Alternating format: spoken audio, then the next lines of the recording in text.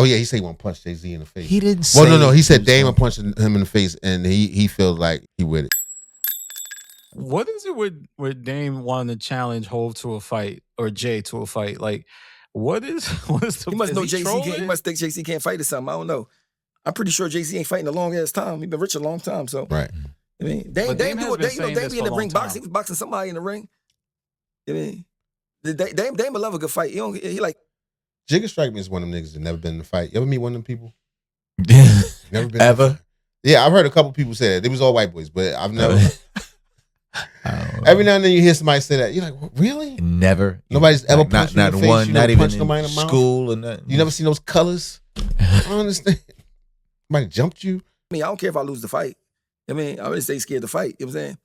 I remember Dame had a saw Dame fight somebody? Yeah, I saw him. He had the boxing gloves on in the ring boxing somebody. I seen Dame with some, he got robbed in Paris before, London somewhere before, right? Yeah. And when he got robbed, they hit him in the head with something. He was bleeding, and the sneakers he had on, it was Jordans. He had them in a case in the office. I'm like, why you got these sneakers in the case? They had a little bit of blood on them. I got robbed in these Jordans in London, and he put them in a case and he did the shit was like a. That was the wish a nigga would sneakers. Dame crazy. Yo, Dame's a crazy motherfucker, yo. Yeah, he wild boy, man. Yo, I ain't gonna lie. We do a lot of videos like tripping on him and stuff, but I really hope Dame bounce back. I hope he pull one out the pocket, yo. Yeah, we wish you for the underdog. Yeah, I am. Because he's an extraordinary personality, quite abrasive.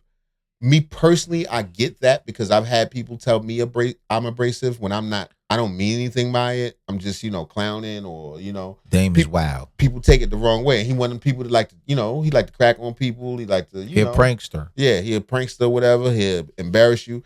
I don't know how good his forceful business tactics will work in this new landscape with all these soft-ass Fagarians running around. A trophy. See, I remember Dame from when I was younger, man, and saw him do a lot of stuff he didn't have to do for people, man, a lot. Like, I'm talking about a lot. Like, I ain't just talking about myself, like, a lot. But people never got to saw that part of him. They only get to see what they see now. Man, Dame did a lot, bro. I'm talking about go out his way. He'll see something in you don't even see in yourself. You know what I'm saying? Mm.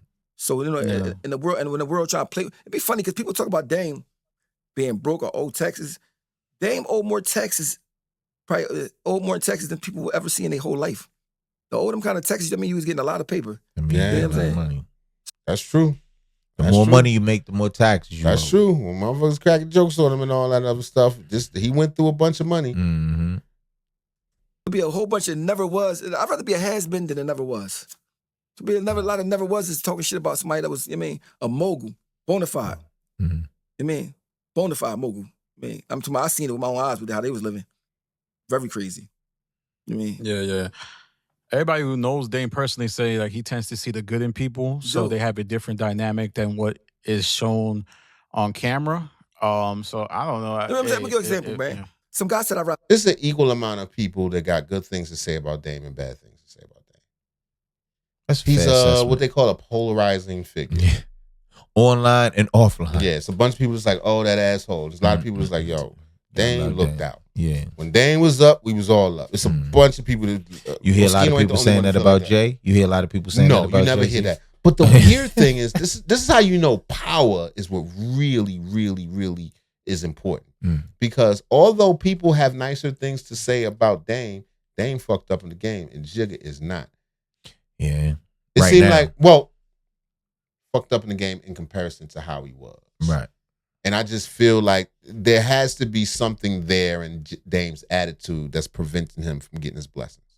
It's sort of like what Cam and them was talking about, how they tried to come through with him when he had a tax situation, and he was too arrogant. He had other things going on, and blah, blah, blah, blah. So I feel like there are some character flaws that maybe were effective when they were first digging themselves out the hole. But now that everybody know you, it's like, I don't know if I want to let the nigga in. I don't know if I want to touch this. Yeah, he come in and take everything over and shit. Right. Before, right? I didn't do it. But I was embarrassed because I'm locked up again because I had just got locked up for something I didn't do before. So I'm like, I'm just going to call Dame and see what he said. Hope he ain't mad. I called him like, yo, Dame, boy said I robbed him for $60 at our show, State Property Show. I ain't do it. He's like, no, he lied on you? What you need me to do? I'm like, I just hope I ain't get in no trouble for this. You know what I mean? I'm on a late. This is what I'm going to do. I'm going to come to court for you. When you go to court, the nigga came from New York, got on the stand, my behalf. I'm like, mind you, I didn't expect. Mind you, said Dame, the $100 million Dame with the you know, the chauffeurs and the big dog ass gang. yellow diamond. I mean, he did that shit for me. I'm looking like, you know, I'm a nigga from the streets. I'm like 22. Wasn't expecting that nigga on the stand for me. He like, yo, listen, if you need a job, whatever, I got a job, he employed, whatever. I mean, trying to get me out of jail. I'm like, the fuck? I couldn't believe it, bro. And for me, that right there was like, meant so much to me, you know what I'm saying? Like, that I couldn't even put into words. He didn't have to do it. I ain't even ask him to do it. I mean, so, you know, that type shit, like that type shit like that made me. Can you imagine a podcast with Oschino and Dame Dash? Right, that's what I'm thinking. Why they don't link up? Yeah, I don't know about making up. I don't know. We don't even really know if they. I don't think they got no beef. He said good things about that. I mean, he's speaking highly of the brothers. I mean, they could probably do some things together, man. You already know the name. Yeah. Did it? Fuck JC. Did it? You dog? Did it? It's nice, man. That's my loyalty to that. I mean. In a few of his interviews, he said that Jay was having secret meetings behind his back. Was he having secret meetings with state property, anything like that, and not telling Dame? He had to. Yeah, you know, sometimes people wouldn't tell me because I'm like, I think you could tell by my character. I'm like, got my own mind, so I wouldn't. You know I mean, like it wouldn't make a difference. They were under them. Mm-hmm. See, he had to probably hide some stuff from Dame until it was the right time. Right. Them little niggas, y'all gotta shut up. They wasn't in the loop. Yeah, y'all gotta follow orders. You know. But when I say I'm with you 100%. It ain't no, even if we got struggled together till we get back on top, that's cool too. You know what I mean? But I just think Hov was like a very selfish person, and he a business person. If like I would split money when I can just do it on my own and cut everybody off. I mean, yeah, it's tough to like find a balance between business and selfish because like when people talk about what Jay's done, it's not that dissimilar to what you see in places like Facebook, like what Mark Zuckerberg did to people, what Jack from Twitter did to people. Like this is common stuff. Yeah, I mean, you understand. Elon Musk. Yeah, but Joke said it was because of Dame. You know what I'm saying? Yeah. Said Dame was smashing on the wrong ones. Yeah, all of them. Yeah, that coupled with the fact they said Dame was tough to deal with when it came to business. Like I said in the beginning, to get us in the door, yeah. But as we supposed to be dealing, you know, with as equals with these people, there's no reason to. He's very rambunctious. Yeah. To be so abrasive towards people that makes people not want to do business with you. And that may have been preventing Jay from going to the next level. True. And Jay probably was like, how much do I really fuck with this nigga? Right. It's common for like white people to be in business. This is common. White people and black people got a different type of life, different type of.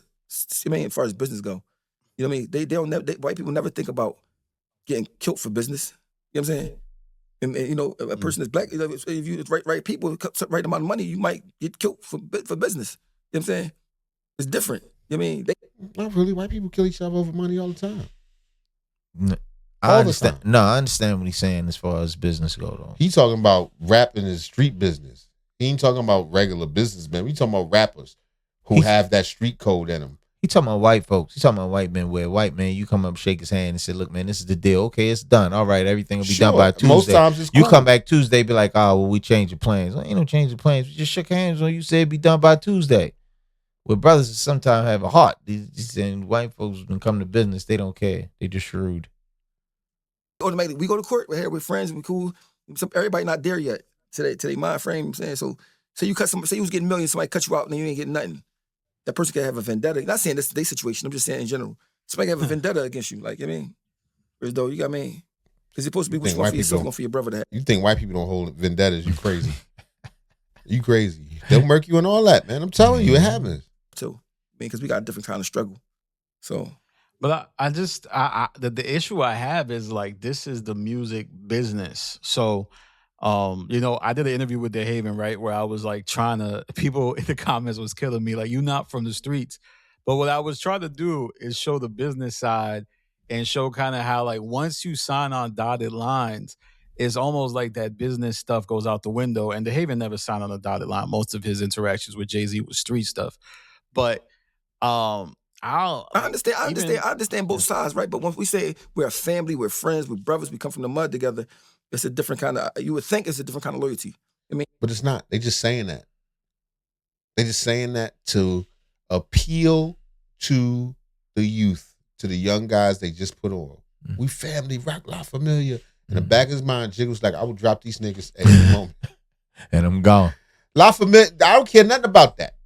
I let it go. And a lot of people work that way. I noticed in a lot of rap labels, it seemed that way. That's sort of the beef with Pooh Shiesty and Gucci and them. They talked about his cousin, Scar, who passed. Yes. Boom. They felt like Gucci didn't do like family would do. Gucci was like, I need y'all running my chain. Man still in the casket. Right. And they said he sent some change and all that. And a lot, listen, if he worked at Walmart, they wouldn't have sent shit. Might have gave him a gift certificate or something. Sorry you died. You know what I'm saying? But because in hip hop, people sort of put that family thing over the label as opposed to, okay, a label is technically a bank. They loan the artist money to pull stuff off. And then you got to pay it back. You got to pay it back. But to have that's the true situation, but you still smiling and people that say they friends, yeah, that could create some animosity. Understand? Yeah. You would think. But so both arguments is right. You know what I'm saying? If it's just business, let's keep it just business. Let's not saying we friends. Let's stop saying because somebody might believe it. Then you know what it is. You know what I mean? That was it. I mean, because the emotions get involved, and of course they say emotions ain't supposed to be inside of business. I understand. I mean, but when you raised in the streets, you got a different mentality. Not saying it's the right mentality. It's just a different mentality. I mean, is there anything you would have done different, like with the knowledge you know now, when it came to like signing the Roc-A-Fella and all of that good stuff? No, because at the end of the day, it gave me a chance.